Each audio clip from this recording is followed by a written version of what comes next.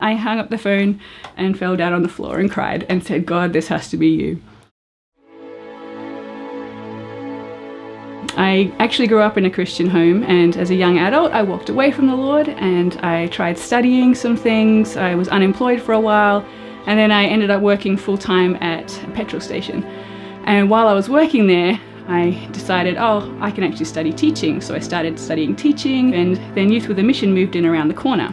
People from Youth with a Mission would come into my shop and fill up the vehicles and use the ATM, those kinds of things. And by this time I'd started sort of getting interest in, like, who is this Jesus fellow?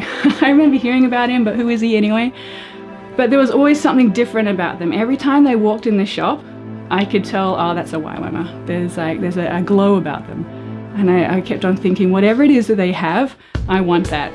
One person came in and I asked the same question. I was like, what is it you guys do? Who is this Youth with a Mission? And she said, well, we tell people Jesus loves them, and Jesus loves you too, Pam. And I went, kind of remembered, oh yeah, Jesus. I thought that was just something you grew out of, but that's something that touches my heart.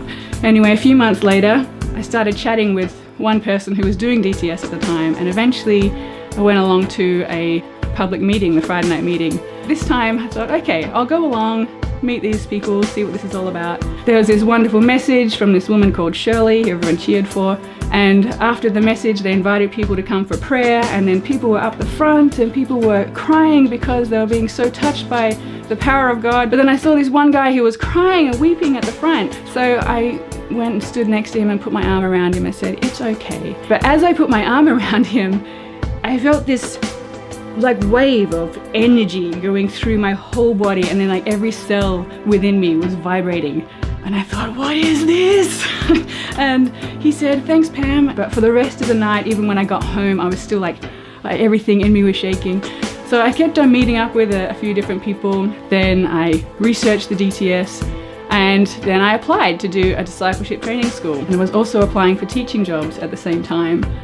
So I had applied for the January DTS and applied to start doing teaching jobs in January. I got accepted on DTS, and shortly after that I got a phone call from a school that said, hey, congratulations, you're going to be working with us next year.